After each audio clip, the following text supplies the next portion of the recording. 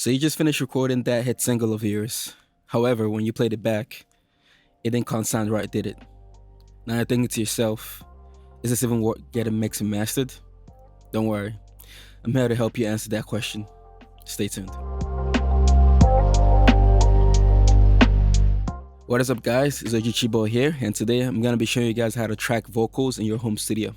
Now, what do I mean when I talk about tracking vocals? Okay, basically what I'm talking about here is applying effects on the way in.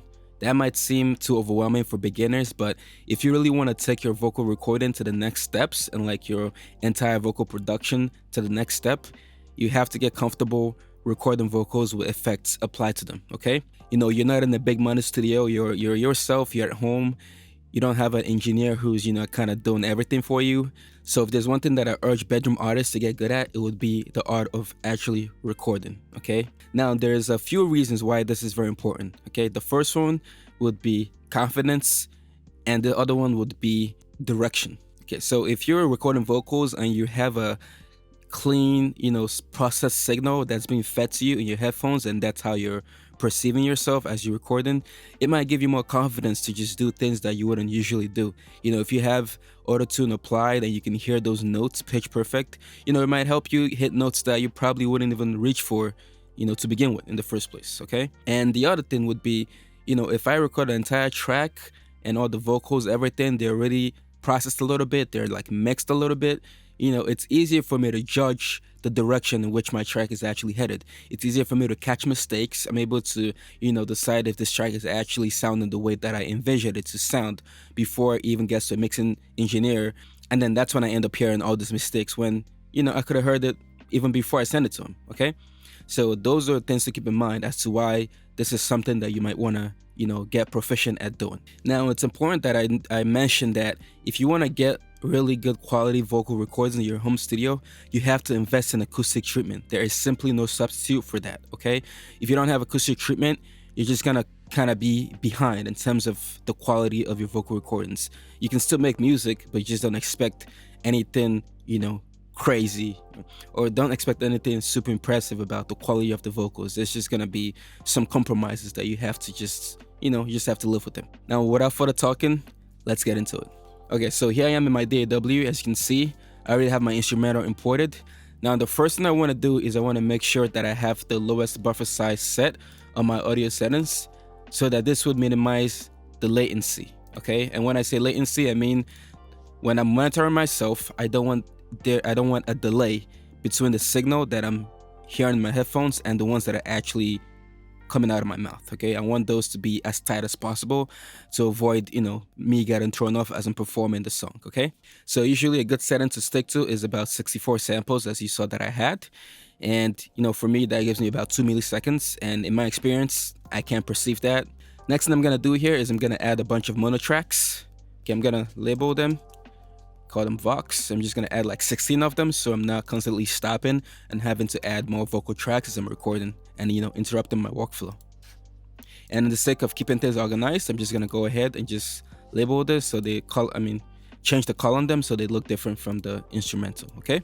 Now you wanna also think about this like we're building a vocal recording template, okay? Because when you're done setting all this up, you can easily just delete the audio files in here and just save that as a template so you can recall it for later use. So now that I've done that, I'm ready to set the microphone gain. This is where I find people make the biggest mistake, is in setting their microphone gain correctly.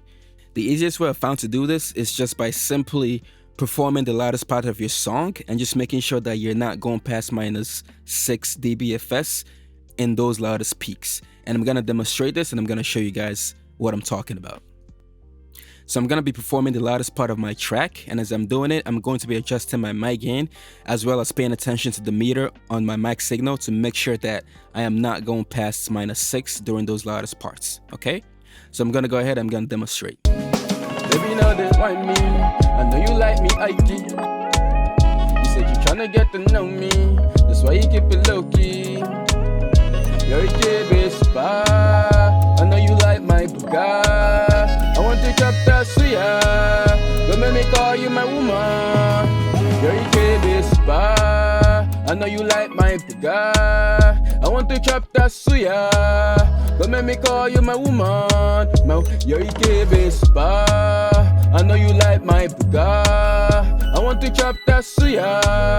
Don't make me call you my woman, my woman. So as you can see, for me, it was about a gain level of 34 that allowed me to, hit those high peaks of my track without actually going past -6. Or at least I stayed relatively close. So for this next step, what we want to do is we want to record a little piece of our song, and we want to make sure to include this loud part that we just used to set our mic gain. We want to make sure that that's included in that little section that we're going to do. The purpose of this is we're going to use this to calibrate the plugins that we're going to be using, because it's going to be difficult to try and do those settings in real time. Okay, so I have that vocal recorded in, and when you're performing this vocal take, you want to make sure that you're kind of getting it as close as possible to the final takes, since that's what we're actually using to set up the vocal chain that we're going to be using to record the actual song. So we're going to listen back and see what we have.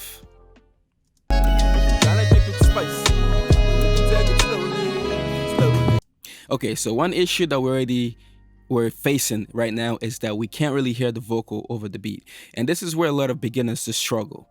They're like, okay, maybe I should increase my mic gain some more.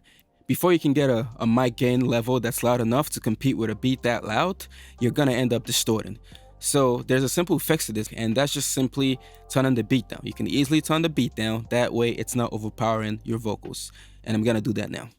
If you're trying to keep it spicy, then we can take it slowly, slowly. You're a spa. I know you like my buga. I want to chop that suya. Go make me call you my woman, you're a spa. Okay, that sounds good to me. So what I want to do next is I want to bring everything back up, because we dropped in volume, and when I'm recording, I'm tracking vocals, I like my instrumentals to be loud, kind of keep me in the zone. I want to mute out the external environment so that I'm not being influenced by any sound other than the one that it's being fed to my headphones. Now there's an easy way to do this in Cubase. I'm sure with other DAWs you can simply insert a gain plugin on the master out, but in Cubase I can easily just boost the gain signal here. And it's always good to avoid plugins when you're tracking vocals and trying to monitor yourself, because you want to avoid anything that could add latency to your recording setup. If you're trying to keep it spicy, then we can take it slowly, slowly. You're a spa. I know you like my buga. I want to chop that suya. Go make me call you my woman, you're a spa. I know you like my buga. I want to chop that suya. Go make me call you my woman, my woman. Alright, that sounds good to me. As you notice, we want to make sure that we're actually not distorting. And feel free to always come back and balance this vocal beat relationship whenever you need to. This first setting we have doesn't have to be the final setting. Feel free to always come back to it and adjust it to tastes. Now that we've done that, we're actually ready to start building our vocal chain, okay? For me, the first thing I like to put on here is some kind of noise removal software. For me, I find that IRX Voice Denoise by Isotope is excellent. It doesn't add any latency, and it also does this in real time, and it does it really well. So here's my voice denoise. The settings I like to use is I like to keep it in music mode, and what I like to do is I like to use the learn, and I'll capture like a noise profile. So we'll go to like a section here.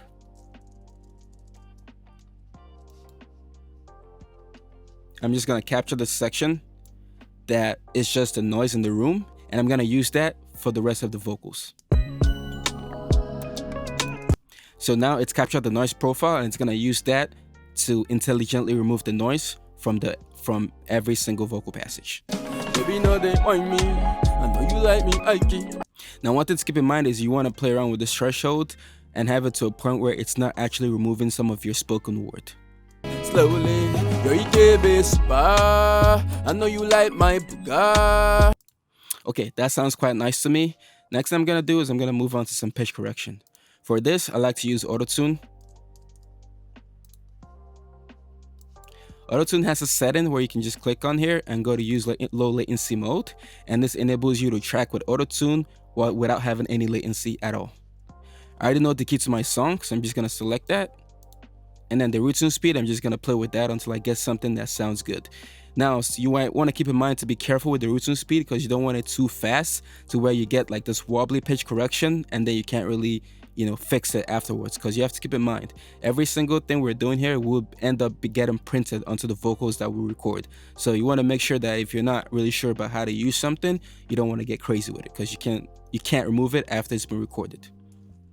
Baby, no, they want me. I know you like me, Ike. You said you tryna get to know me, that's why you keep it low key.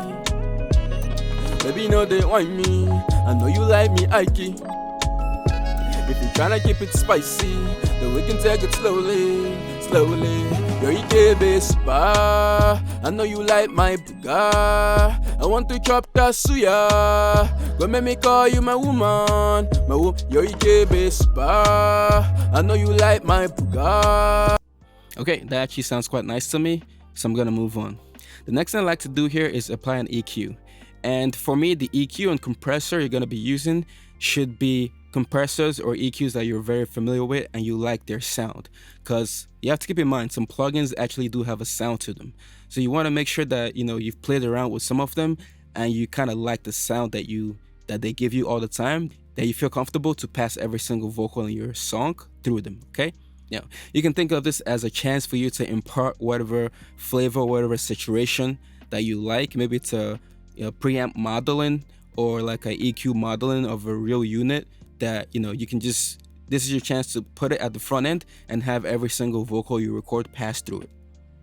For me, I like to use the AMEC EQ 200 by Plugin Alliance. As you can hear, there's like a little white noise that introduces. I like to just simply turn this off. And keep in mind that what we're trying to do here is we're trying to do broad strokes. We're not trying to go in there and nitpick at every single thing. You're trying to make big wide strokes and just get a vocal that just sounds good right off the bat. So we can easily just cut the low end around 80 hertz. Okay, and then I already hear that the vocal is boxy, so I'm just gonna go to that 400-500 range and find something where I can cut it and have it sound a little bit less muffled. Baby, no, they want me. I know you like me, Ike. You said you tryna get to know me, that's why you keep it low key. Baby, no, they want me. I know you like me, Ike. If you tryna keep it spicy, then we can take it slowly, slowly. You're Ike spa. I know you like my buga. I want to chop that suya. Go make me call you my woman, my woman. You're Ike spa. I know you like my buga. I want to chop that suya. Go make me call you my woman. And as you can see, I'm also level matching, because you want to make sure that you're not disrupting that vocal beat balance that you created in the beginning. You want to make sure that any plugin that you apply in your vocal chain that messes with that volume, you want to make sure that you're always compensating for it and level matching. Okay, so now I'm ready to add my compression. For this, I like to use the Pulsar's Audio 1178. I found this to be an excellent compressor, and I just like that it has this saturation options. That way, every single vocal I record just has that saturation printed right on top of it. Now again, like I said, the point of this video is not to teach you how to, use these plugins. There's tons of information out there on how to use a compressor, how to use an EQ. So just make sure that, you look into that before you actually watch this video. Baby, no, they want me. I know you like me, Ike. If you tryna keep it spicy, then we can take it slowly, slowly. You're Ike spa. I know you like my buga. I want to chop that suya. Go make me call you my woman, my woman. You're Ike spa. I know you like my buga. I want to chop that suya. Go make me call you my woman, my woman. Alright, that level of compression sounds excellent to me. And that's pretty much it for our vocal chain, okay? Anything else we do from here is kind of optional. So you might want some space while you're recording, you might want to hear some reverb. That's easily done as well, okay? For me, I just select all my audio tracks here, and I can easily just add an effects channel to all these tracks. As you can see, they all have this reverb being set to them. And I'm just gonna pick a plate reverb just to keep things simple. I'm gonna select every single track again, or every audio track. And as I'm playing the track back, I wanna turn down this reverb to where I get like a, where it sounds good to me. Baby, no, they want me. I know you like me, Ike. If you're tryna keep it spicy, then we can take it slowly, slowly. You're Ikebe super. I know you like my buga. I want to chop that suya. Go make me call you my woman. You're Ikebe super. I know you like my buga. I want to chop that suya. Go make me call you my woman, my woman. Keep in mind, the reverb is not going to get printed on the vocal. That's just a sound effect that we're using to hear that space. It's not actually one of the things that will be printed on the vocals. So now the last thing that we have to do to get these effects printed on our vocals is to actually move them over to my mic input channel. That way, every vocal I'm recording is going to have these effects married onto it. Now, for some reason, let's say you don't feel comfortable doing this and having all these effects printed onto your vocals. You know, you're kind of worried that you might overdo it and ruin your recordings. Well, it's easy to just leave those effects on an audio track and just call this like your monitoring audio track. Now, what you're doing is you're gonna always keep this track as your monitor track, but then you're actually just gonna record onto these other tracks here. That way you record on these, but you keep this one as your monitoring track. And just like that, you don't have to worry about overdoing it. But one disadvantage to this, record it this way, is that the vocals are still gonna be raw. So it might be still hard for you to really judge if, things are sounding the way that they're supposed to sound. But, that's up to you how you want to approach this. Now, there's more things that we can do from here, but they're a little bit more advanced, so I'm gonna save those for a later video. So if you want to see that later video, just let me know in the comment section below. Now, I also plan to make a video on acoustic treatment, on how to get a proper setup for tracking vocals in like a home studio space. So if you guys want to see that video, just let me know in the comment section below, and hopefully I can get that out for you guys soon. So that's it for this video, guys. If you learned anything, don't forget to hit the like button, and just let me know in the comment section below. If you have any questions, you can also ask them in the comment section, and I always try my best to answer them if I can. Other than that, if you want to stay tuned for upcoming videos, make sure you subscribe to the channel. And thanks for watching. I'll see you guys later. Let's make some great music.